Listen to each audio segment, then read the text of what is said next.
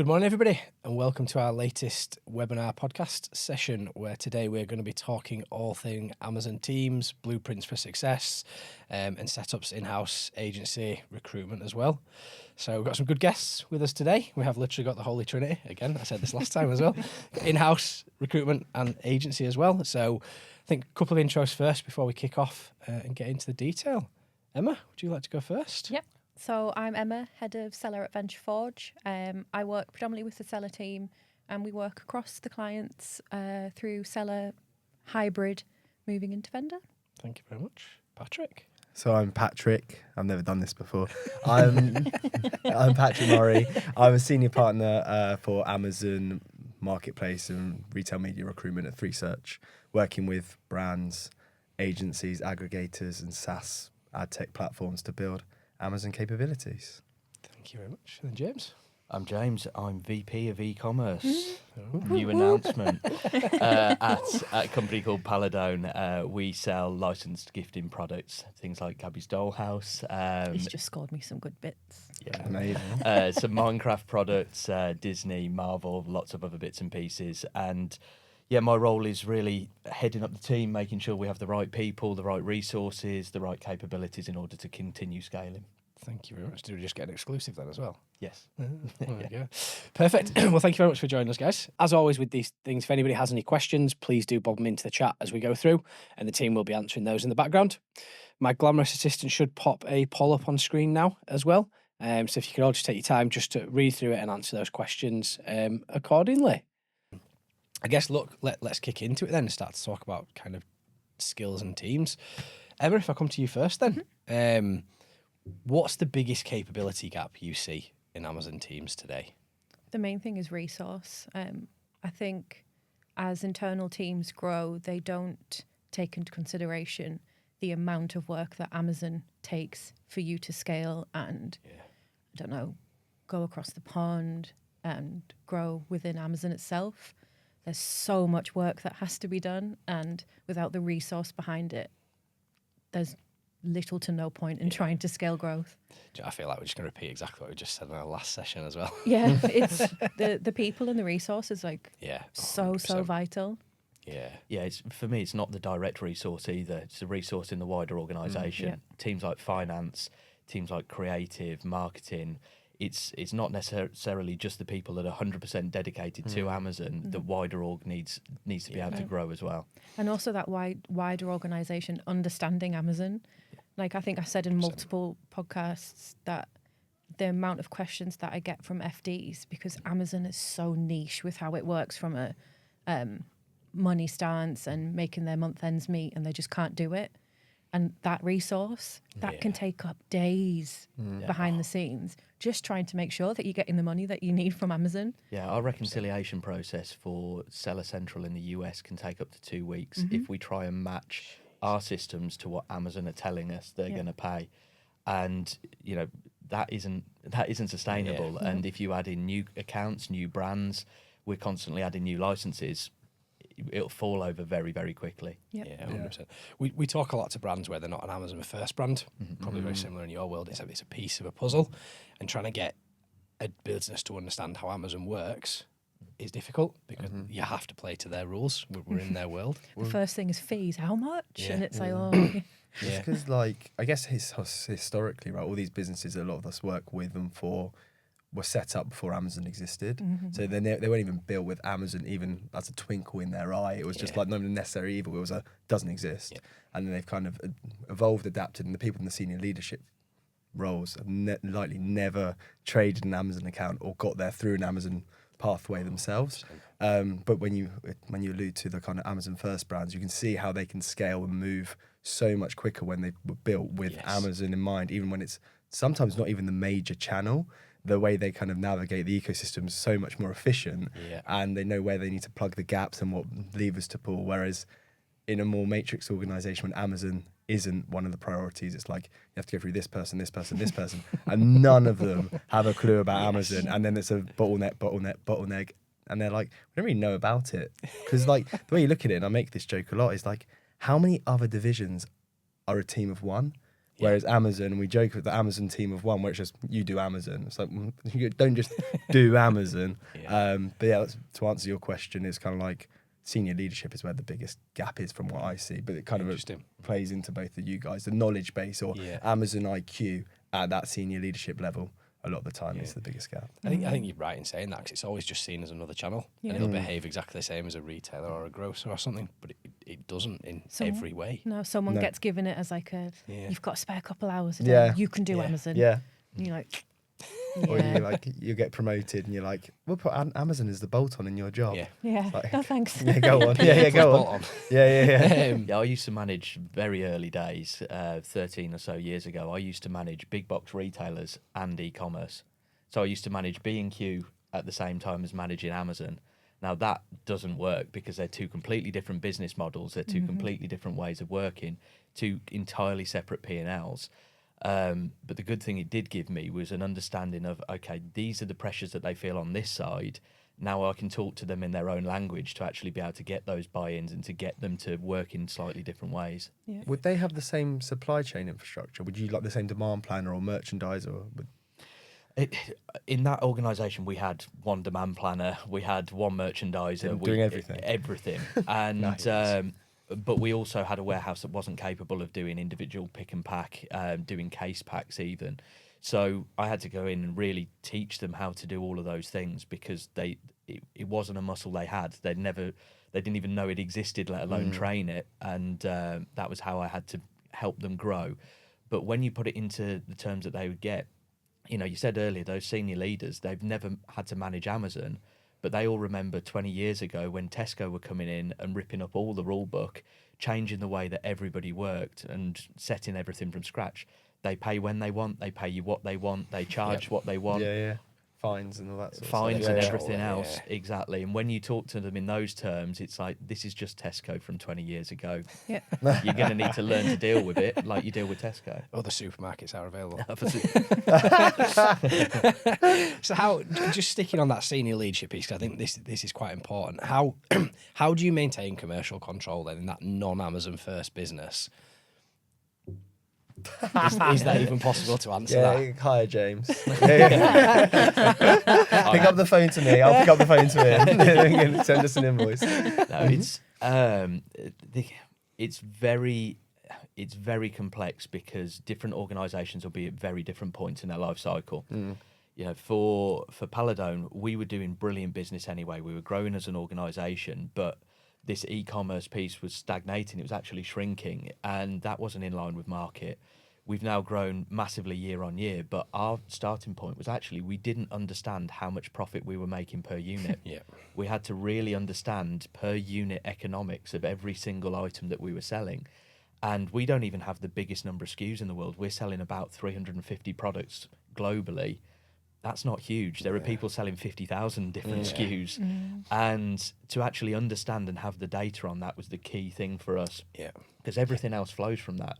Do we have the money to be able to promote? Do we have the money to be able to create any content? All of that comes from, are we actually making any money? I kind of sit and laugh about it, but we still get that today. A lot of brands that we speak to still don't have a clue about their actual profitability levels are.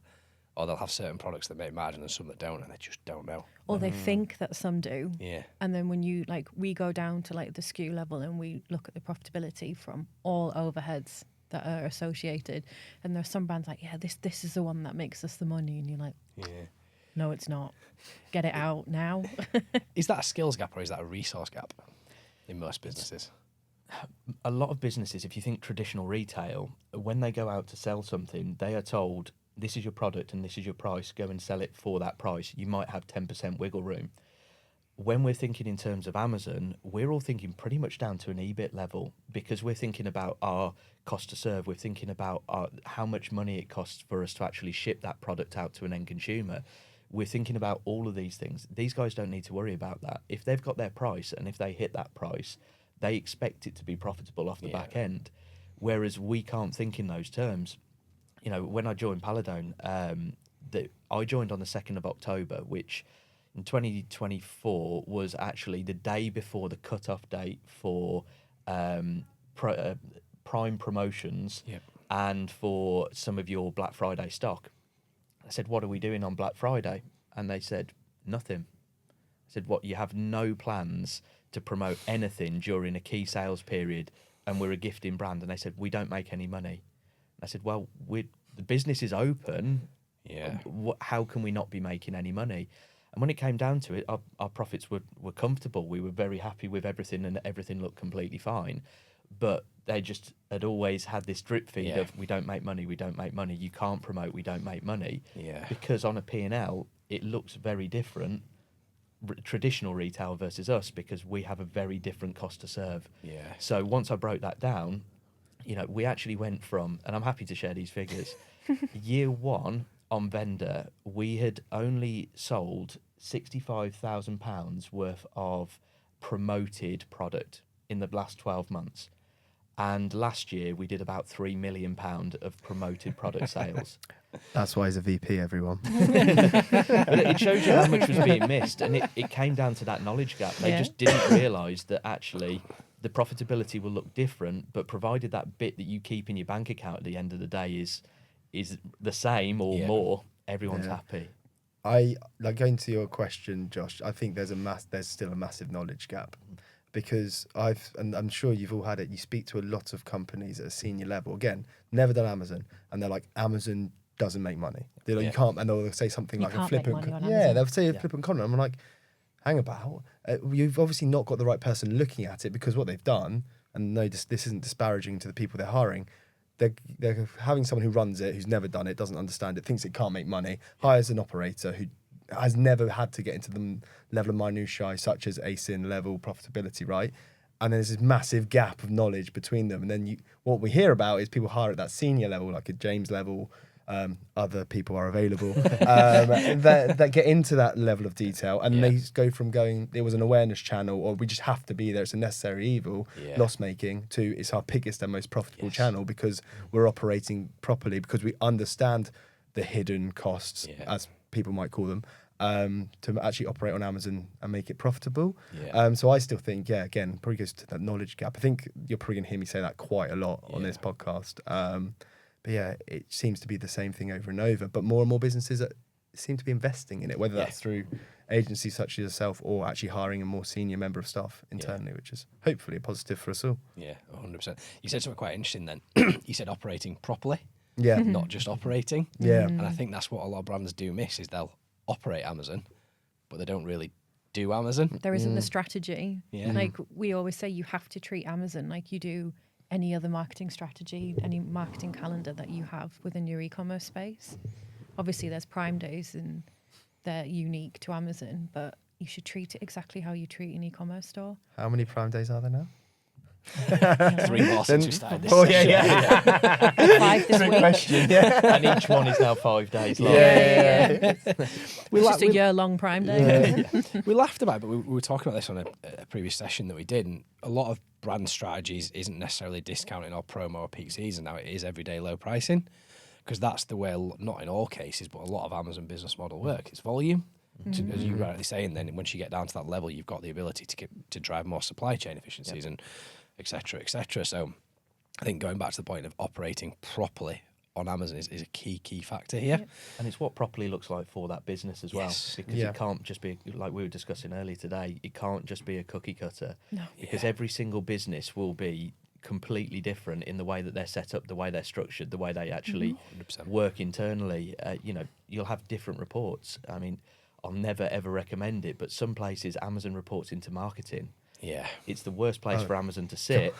But it means that you're going to have to deal with things in a slightly different way. You're going to have a slightly different focus to win over the people that you have to report into.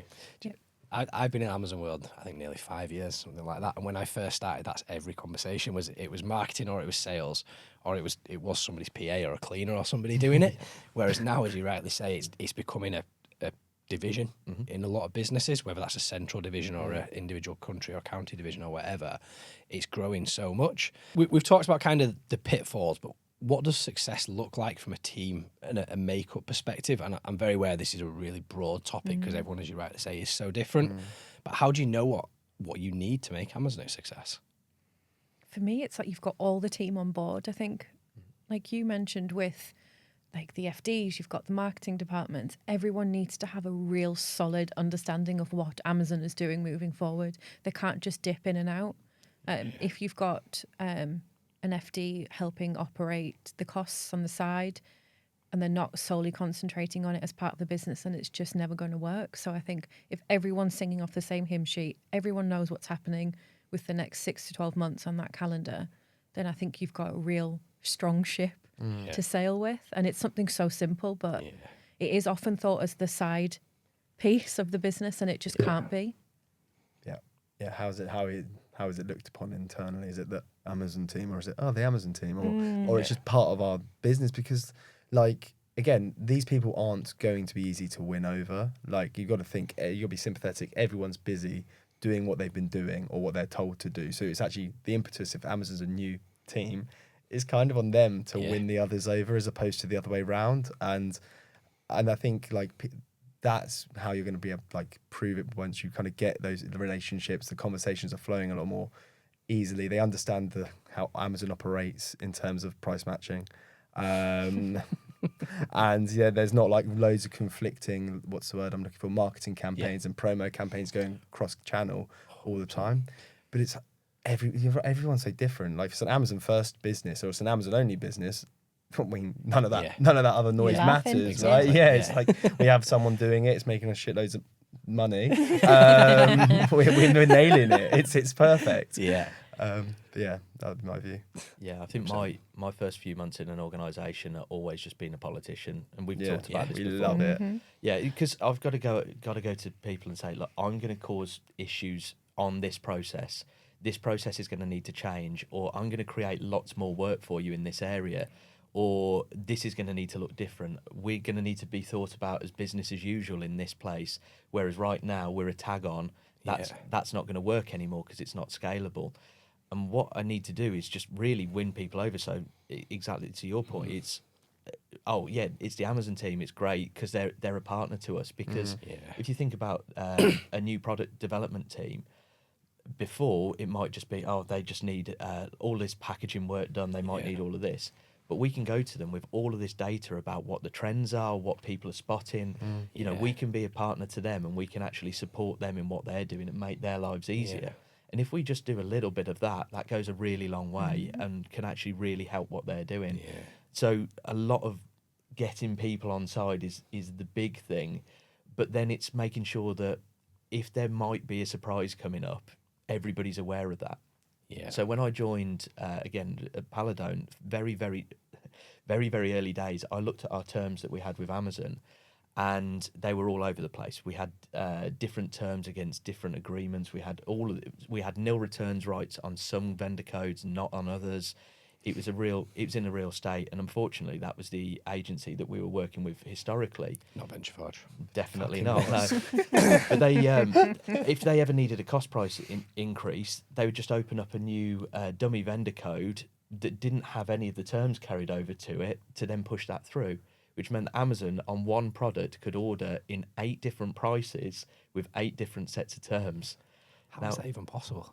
I don't know. I've never seen it before, but they'd managed to do it and it didn't work. Right. So it's definitely not a hack. Don't do that. You learn it all here. Yeah. But I went in and I found out who our vendor manager would be, contacted our vendor manager, asked for an AVN, which was a surprise to him. But I went in and I said to the business, they will come back to us and they will ask for 8%, 12%. They'll ask for some crazy number. Don't be afraid of that, because that's not where we'll end up. When we start selling more through vendor, there will be times where an invoice just won't get paid for some reason. Don't worry about it. There will be a process. Come to me first rather than panicking because £500,000 it's just disappeared that you thought that you were going to get. It's making sure that if you set out to do something and you agree to do something, you have to follow through with it and make sure that any surprises are visible really early, because that trust can be lost really, really quickly. It sounds so simple when you say it, but it's just BAU activity. You have to manage stakeholders within a business. You have to manage senior level decision makers. Of course you do. I think it would be quite interesting because, like, when people join a company, right, they have this impetus to go make change happen, right? A friend of mine was like, I go in and make the supply chain director my best friend straight away. I find out what are his issues, what's his problems. Also understand the business's perception of Amazon and try and kind of dispel them, be the politician, as it were. Yeah. But what happens if someone's listening to this and they've been in situ for 2 years? And it's like, that must be more difficult. Right, here's the new agenda. It's a new world. This is what we need. But I guess, when do you start? Like, you have to start sometime. But that must be quite tricky. Because if you've been doing it for a few years and never really had that chat. That was one of the questions I guess I was going to ask is, does the business have to be bought into it first? Or is it your job to get the business bought into it? Because like you say, it could take 2 or 3 years in some instances. It's dependent on the business. I think for some companies, it might be easier for you to have that conversation with them ahead of time and say, listen, this is where we need to go. This is what it's going to cost. These are the implications. This is what it could do to the other side of the business. But for some businesses, that's not easy, especially when you're working for, say, a brand that's been around for like 50 plus years and they've done that through the old way. That's always going to be a tough discussion. You mentioned Amazon and eyes roll because that's just against all of their When everyone says that, everyone just laughs because everyone knows it's true. It's so true. Like, I've been in those boardrooms where you've tried to explain the benefit, especially when you know the product's going to do well, and they're like, nah, they just take my money. And it's such a hard one. So it's really dependent on what that business is. I agree. Yeah, and again, it's working out it's being honest with yourself as to what you are going to be able to win on and what you're not. Because certain organisations, let's say you're in a $1 billion organisation, you know that you're not going to be able to change their way of working, move where your Amazon team sat, hire exactly how you want to hire and work with who you want to work with. But there'll be certain smaller wins that you're going to be able to get that will make your life much easier, will make the lives of everyone around you much easier. And it's being able, and this is one of the biggest things in Amazon and e-commerce in general, is being able to pick, actually, that's the bit that I'm going to be able to target. That's the bit that I can probably win at.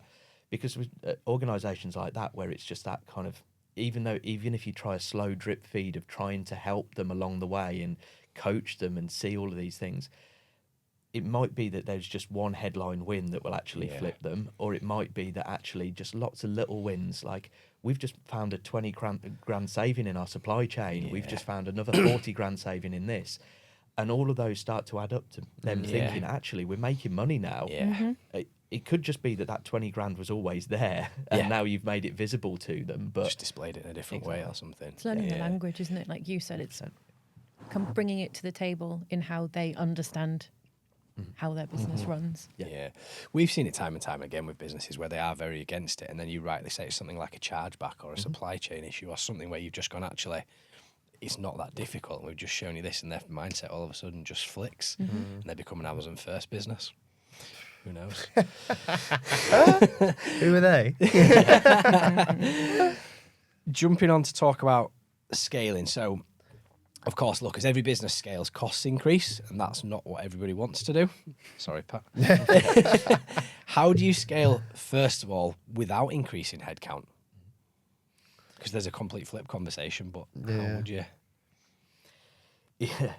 To quote one of our friends, Charlie, it depends. If only he was here now. He'd love it. It really does, because it depends on what the organisation is, where it is in its life cycle. But there are certain key capabilities that you have to have in order to grow. And whether you are at a point to bring that in-house or whether you need to outsource that to an agency really does depend on the size of the organisation, where it is in its life cycle, your profitability, lots of other things. And actually, you can get a lot. I've always been billed as kind of anti-agency in the past because I've in-housed from agency quite a few times, but I still work with agency. I still work with you guys. I still work with other agencies, and this is because those are capabilities that I do not have in-house, would be too expensive for me to recruit in-house, and actually I'm going to get a lot more by having that outsourced than I am going to be trying to hire someone. But at the same time, I have in-housed most of my capabilities from an agency and built a team 100%. That is capable of doing the core of the business. That was kind of answering my question, is you can't. No. You can't. You get to a point where you outgrow resource. You've got to do something, right? And I think, like, again, I've also been billed as anti-agency. And I recruit for agencies.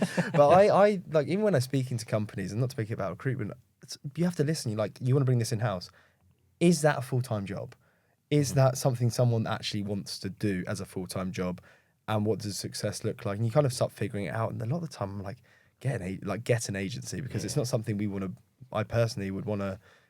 If I don't feel comfortable bringing someone out of a job, waiting 3 months to start a job, and they're not going to be there for longevity, and you can see that early in the journey, it's like, why would we do that? The best bet you need to do, and not a longer term solution, would be get an agency, and they can start literally tomorrow.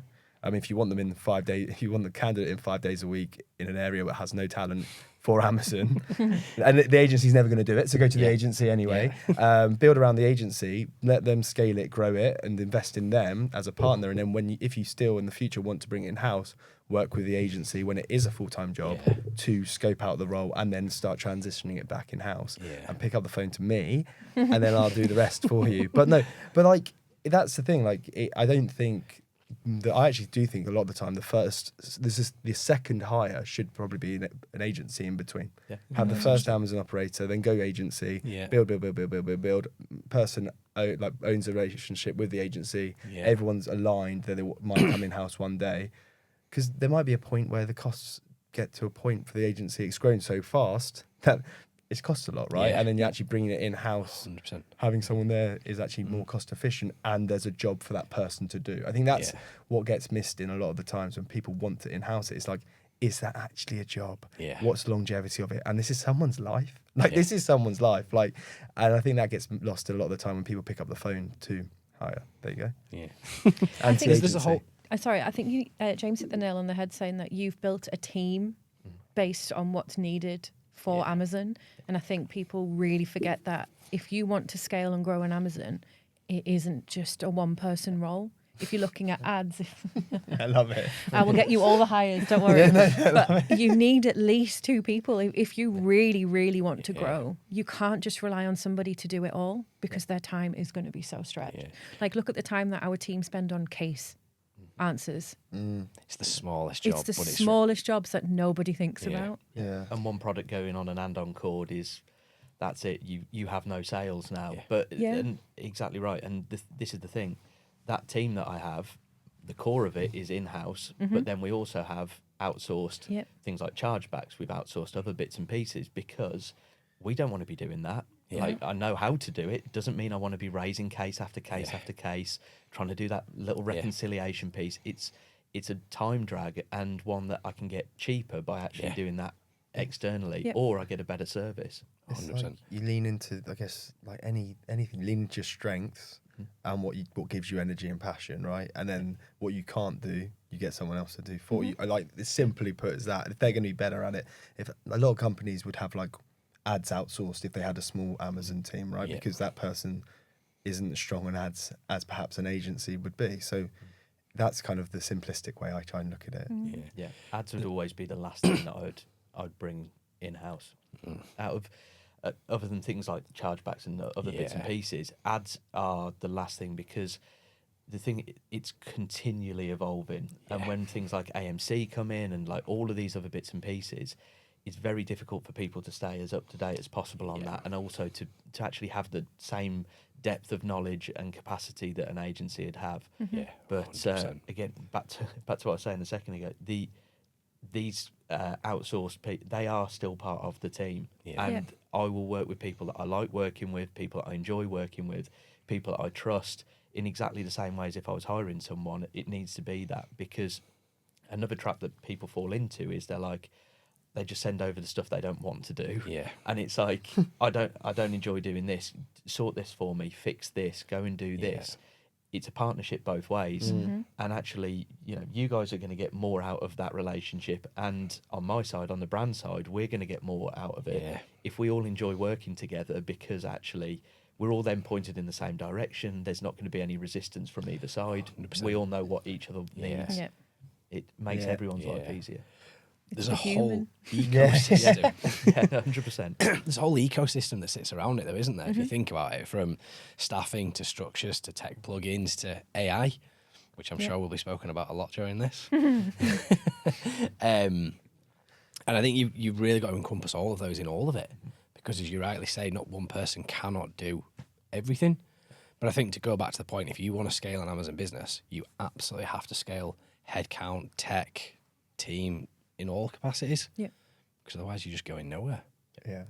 Yeah, and it's having it so that it's got that flex to the process. Yeah. Because if you have a process that's absolutely amazing and you've got hundreds of thousands of SOPs and everything is really, really documented and really tight, what happens when Ruthless is more important? Or what happens when there's another change to the way that DSP works? Yeah. What happens if there's another tweak to something that's happening? All of your processes and the way that you've built don't have any flexing to actually be able to move. And we need to continually be evolving in what we're doing. Mm-hmm. You know, I started in this industry 16 years ago, before FBA was even a thing. You know, that's the level of difference that you can have. You know, and I'm not sure how much I'm allowed to talk about. I didn't sign anything, so it's okay. But Amazon are going to be doing more and more in terms of upstream, or as they used to call it. It shows how long I've been doing this. But Amazon warehousing and distribution. They're going to start to open up Amazon warehousing and distribution centers in China that are then going to be able to distribute globally for you. Now, they're seeing themselves as a full end-to-end 4PL service provider. Now, if you're not able to start thinking in terms of, actually, rather than shipping that product into the US direct into FBA or into a warehouse, we could hold that stock in China way cheaper and then just draw down from it as and when we need to. If your processes are so fixed for such a long term, you're going to miss out on huge savings, huge opportunities. Yeah. Do you know what? This kind of proves the point of team and people. Because some of those things you started to talk about there, some of it, yes, will directly affect the Amazon channel, but they also won't. Yeah. Because you talk about all the different supply chain functionalities that Amazon offers. And actually, if you don't look at it through that 3-dimensional lens and have the person that understands it, the efficiencies that you can lose as a business are just massive. That's You the can whole be 5 years behind. the whole thing about having that the whole business has to be invested in that scalability and growth. Because if they're not, like you said, there's the person that might be managing the content won't have any clue on the logistical side of things, and you just can't have that. So I think we're all agreed you have to bring something in. Yep. People, tech, however that looks. But how do you do that without getting to a point of diminishing returns? Because that's going to be the biggest question. It depends on the person's level within the organisation. For me, I'm starting with the full P&L and looking at what my overheads are, looking at my costs, the cost to serve, as well as all of those other bits and pieces, the wage costs, the cost of agencies. I'm thinking about it in terms of that, and then saying, okay, what are the kind of key pillars that I need in order to do this? So I'm going to need data, IT, technology. That underpins everything. Yeah. Do I have that right now? Well, I don't have as much data as I'd want, so now I need to work with IT to get more data in. I need APIs, I need Power BIs, I need all of these things. But then I'm going to need an advertising function, because you have to advertise. It's pay to play on Amazon. Then I'm going to need some kind of support function. Now, is that in-house? Is it outsourced? What does that look like? I'm going to need to have somebody that's just focused on promotions, which products we're selecting. Yeah. And all of these pillars build up, and I need to look at it and go, okay, how much how much will it cost me to hire this person? £1 million. and I need that kind of honesty to say, what does this look like? And you've always been brilliant. You've said, this is how much it's going to cost. This is what the market looks like. Or you've said, you're not going to find that at all. It doesn't exist, because you're hearing it more than anybody else, because you've got both sides coming to you and saying, does this exist? Does this not exist? Are there any people out there? And then I can go, okay, I can go and hire, but it's going to cost me this. Does that fit with my P&L? Or I phone up you guys and say, this is what I need. What is this going to cost me? What does this look like? It's phasing the priorities of your business and what 100%. that business needs in order to grow. Yeah. Do you get a lot of that when people ring you with random skill sets and tasks? It's not so much random. They kind of like mash things together. They Yeah. become random as an amalgamation of something that exists and something that exists. But yeah, there's a lot of like, what can we basically, Pat, what can we bolt on? Right. What can we bolt on? Like, tell them not a lot. please stop making the Frankenstein job.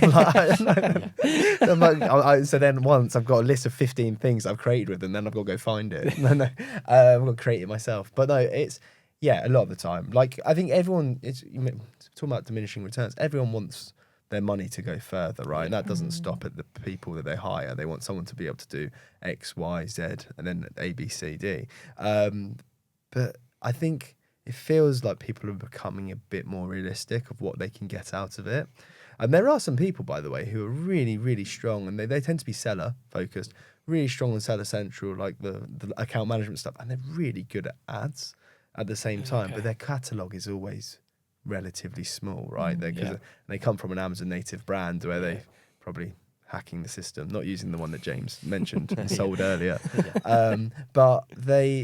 But yeah, I think like a lot of companies now kind of appreciating the complexity that is Amazon, and actually the internal workings that we've already mentioned of getting people on side, navigating internal politics, unpicking behaviours and thoughts and beliefs in Amazon that have been ingrained in the business for 50 or plus years. So they're kind of coming around to it. But realistic expectation, isn't it? Oh my God. I mean, they always expect someone with like 2 to 3 years to go and do that. And that's where I have to really step in and go, look, I know it's going to cost you more money for the BAB, you need to hire at a more senior level. And it's not so I can increase my fee and I can get paid way more. It's actually going to be more beneficial for you in the long run because you're going to do it anyway. You're going to have to make that hire anyway. You can either do it with a hire now, which might not work out, or you can go and do it today. So, yeah. I'd be interested from your guys' side as well as to, you know, what pain points you see in working with brands. Like, they're just not getting this. Why are they not understanding this? What are the things that you guys kind of hear and see? From seller, it's why do I have to do FBA? Why do I have to pay for me to sell something that I can sell on my website and I get no fees like I do on Amazon? That's the main issue is the cost. They can't fathom that they can make a profit sometimes based on the cost. Do these brands sell a lot through their website in comparison to what they can do on Amazon?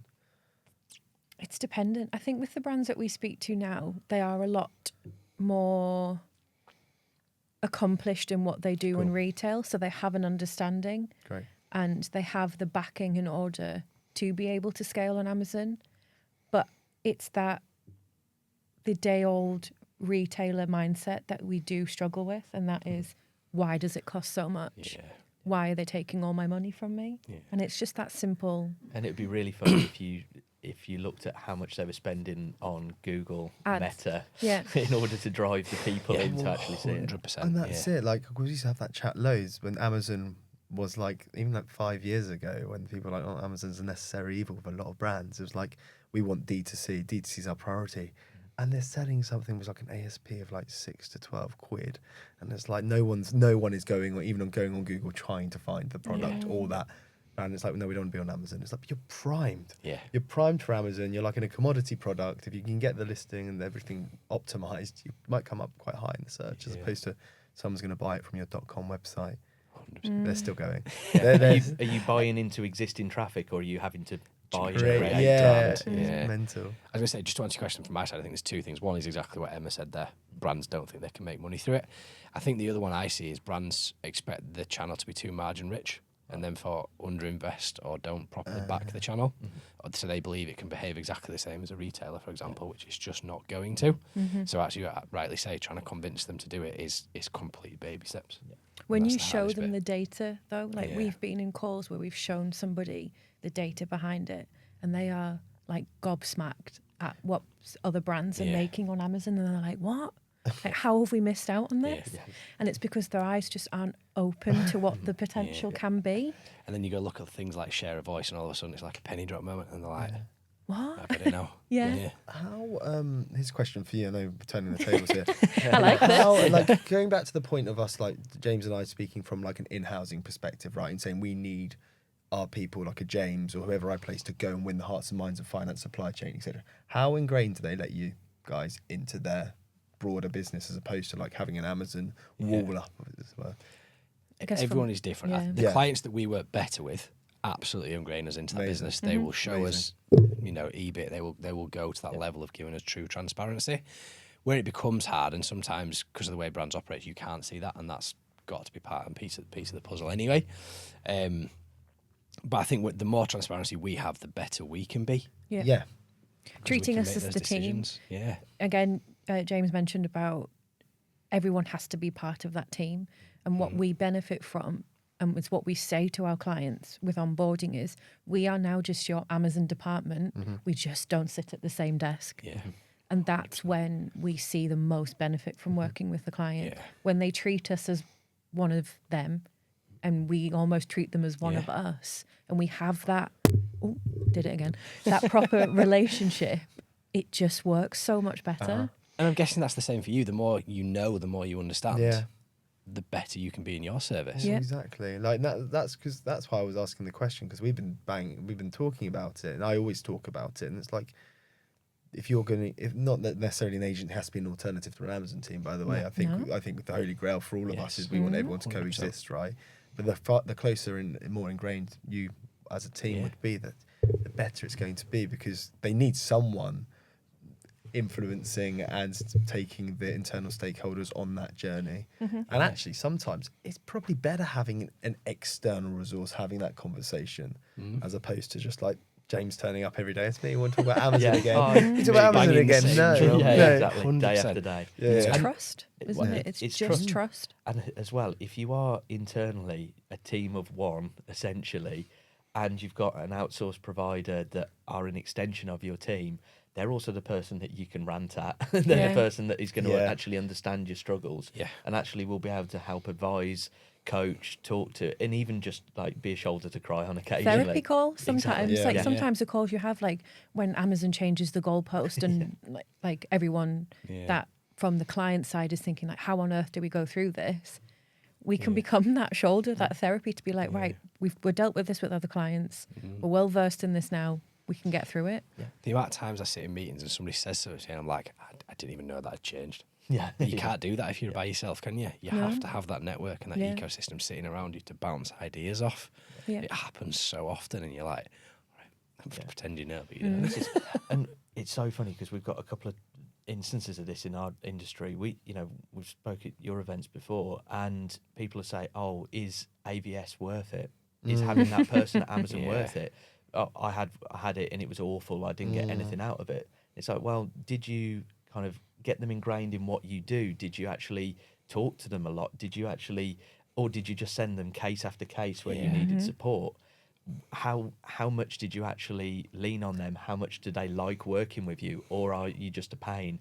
And it's a similar thing. It's like, oh yeah, we had an agency, they weren't very good, and it's like, well, what ability to be good did you give them? It's that a lot of the service people treat service providers not as humans. It's like if you treat people like humans, even if sometimes you're not the best paying customer, you might get something more out of them. If you're just throwing money at people and throwing problems at people, like they're not going to feel fulfilled in their job, and they're not going to want to like lean back in. Like I think that's what we've seen, right? And I think people are like, they just moan about AVS. People are quick to moan about AVS. They're probably moaning at AVS when they were working with them. That was probably the cause of their communication. Whereas if they're probably quite nice and looked into them and said, how do I make your life easier? How do we create a win-win? All anyone surely wants is a win-win. Like I look good, you look good, we both win together, fantastic. But there's a lot of times where someone's paying for something, they're like, I don't really care if you win as long as I win. But actually it's detrimental to both parties. We just did a full strategy piece on the benefits of AVS, and it was involving the accountancy team in the discussion on what the benefits are with AVS and how you turn that conversation around. Because again, they were like, I'm paying this percentage and I'm getting nothing for it. It was like, well, you have to change the conversation that you're having with that. And that full strategy piece was really eye-opening, especially for me. Like, I'm not vendor specific, I'm seller, but once you change the tune on how you operate with AVS or with Amazon, it can be really beneficial. I mean, it's not to get too into AVS, but no, perfect example of that was at BLE. So you guys were at BLE. My AVS actually works quite closely with different licensed brands. You guys work quite closely with different licensed brands. I know that he's got an internal target to hit, which is working with more of them. So I said, look, come over. I know these guys, like working with them. I like working with you. This is going to work from my side, your side, his side. And we got together, had a meeting, and he's a great guy. 100%. And this is the thing. It's like that is going to help him with his internal goals. He's then going to give us more time on his side. Yeah. 100%. It's helping you, it's helping Yeah. me, everyone wins. And that's the way we should always look at all this. Yeah. This is, somebody rightly said earlier, you treat them like a human, they're part of your team. Yeah. The more you work with somebody that way, the more you're going to get from it. It sounds simple again when you I say know. it, doesn't it? Yeah. But it's back in that old retail world where you had those like relationships with your buyers. Your buyers had the Yeah. relationships with the brands, and that got lost when the e-commerce world boomed. The relationships and that human piece got removed. And now when you can have an agency or somebody working in-house and they're part of that team and you have that relationship with them, it just works. Yeah. It's really funny actually, because traditional retail is now changing so much that actually a lot of those older guys that are in there, I was speaking at a B2B event quite a while ago, and they were saying, like, what are the issues that people see with B2B? And I said, well, one thing is look at the crowd. Like, because I was everyone going to say something. But and I said, Read the room. I am an older white male. Yeah. The entire room was older white males. And I said, the thing is, you're trying to sell to people that are not used to somebody coming in, like, banging the three-piece desk. suit. Yeah. Exactly. And saying this, I said, most of the people that are now buying, and this is the same in traditional retail, a lot of the buyers now, they are Gen Z or younger millennials. Yeah. They are digital natives. They're used to buying in these ways. And actually, on the other side of the business, they're now like, well, they're just telling us to put everything online. Yeah. Like, It's uncomfortable. yeah. Very uncomfortable, isn't it, for them? Nobody likes change. No, at all. no. Sticking with the kind of the, I guess, headcounts and structures and teams, what are the most common roles or skill sets that you get asked for? Yeah, good question. I think the majority of the roles we're asked to recruit are kind of mid-management, operational, Amazon vendor, account managers, or Amazon seller, account managers, or Amazon ads managers. And again, I recruit across agencies and brands, and the skill sets are pretty similar, and like they both want the same thing, right? Yeah. And it's a testament to how much in the last few years Amazon has grown in priority in each business that we're talking about. Like the funny companies who I've spoken to before who said they'll never touch me. They'll never pick up the phone to me, and they wouldn't want to work, or they'd never touch Amazon. They're like calling me up, but it tends to be that. But like in terms of the skills set within that, other than like navigation on the vendor console or seller console or the ads consoles, it's the commerciality piece. Because actually, ads aside, the two in the middle, like the account managers, they can, you may disagree, but like it can transition from a vendor to a seller account. It depends if they want to. Yeah. It's very, very down to that, isn't it? Yeah. Do you want to? 100%. Have you got the ability to? And are you commercial enough? Because obviously, can you take into account like the different fee structures and like understanding that seller fees and FBA fees are probably going to change year on year. It's not going to be the same. And then on the other side, if you're leading, I guess, a vendor negotiation, do you have the patience to go through that process? How thick is your skin? But they tend to be like. But then what's been really nice to see is more, like I said earlier, more senior strategic type roles where they're like, okay, Amazon is a big strategic pillar for our business. We want to grow cross borders. We can't just do that with a fantastic operator. We actually need someone who's been around for a while, done it before. And yeah, I guess that's it. But like, I think it does a lot of the time come down to the commerciality piece is massively important. But also, as we've alluded to earlier, the skills that they look for is that being able to win stakeholders, communication. But like not just communication, it's like proactive, influencing. Yeah. Because these are salespeople we're talking about, but we do get tarnished. I mean, I recruit them. I don't do the job, but like they get tarnished with their kind of like nerdy salespeople. They're selling through an algorithm, selling on an algorithm, selling through a platform. But actually, a lot of the selling is done internally. Yeah. And I say that it's like still need to be a salesperson. Just it's not selling to always going to be an end buyer where they're banging their fist on the table. Maybe the vendor manager, but a lot of the time they love that. it's someone else. Why haven't you placed a purchase order? That's not how it works. And but it's like selling to senior leadership and getting them on board. And that's when companies have realised we can't just do this with someone 2 to 3 years of experience. It has to be someone more senior. 100%. That's what I think. And when you say senior level, is that heads of Amazon, Amazon directors, or is it heads of e-com that do some of Amazon? Are they solely focused on the marketplace? To quote Charlie again, it depends. It depends on the infrastructure of the business. Like I said earlier, that everyone wants their pound to go further, so they would love e-commerce and Amazon expert to sit over everything. And you can find them, but you probably want someone who's really owned in on that Amazon piece. And that's where I do most of my recruiting at that level. Yeah. And again, that has evolved from everything catch-all. But what's becoming more prevalent, actually, is what I'm finding, is instead of it being .com and Amazon, it's Amazon and marketplaces and some grocery.com as well, because they can learn more about listing optimization and digital shelf from Amazon and apply it more elsewhere. Okay. Well, that's what they're trying to do. Well, I think Amazon's so far ahead on everything digital, isn't it, than everyone else? Everything else is a bit more rudimentary and kind of catching up. So if you can kind of nail this down in terms of digital shelf, you're probably going to be all right doing something small like Tesco. I'm not joking. But other retailers are available. And Sainsbury's, I can't list them all. Other retailers are available. But again, I do think at the really, really senior, more hands-off level, it doesn't hurt having a digital commercial director who brings it all together. So they're all under essentially the same overall P&L. Yeah. Because actually, that whole cannibalization debate that you're going to have, right?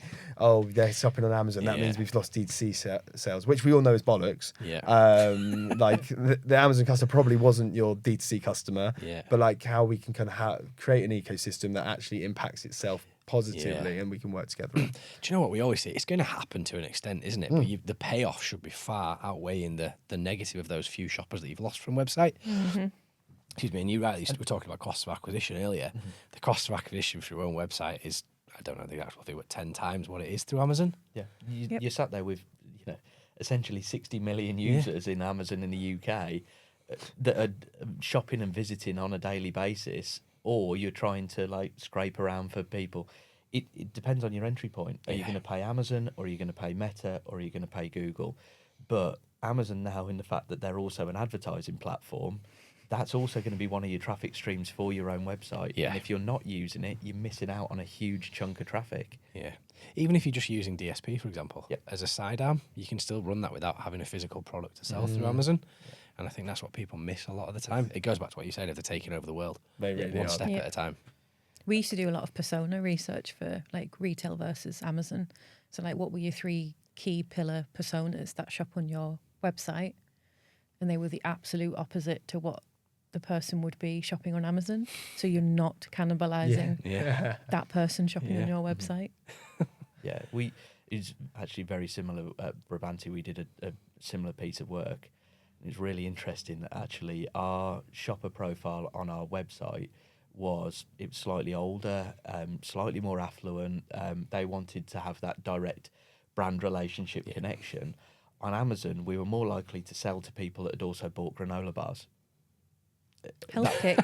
That's exactly it. Yeah. Because they were wanted a clean eating space, living space, a healthy, and so part of that was having a nice kitchen, and so then eventually they would buy a Brabantia bin.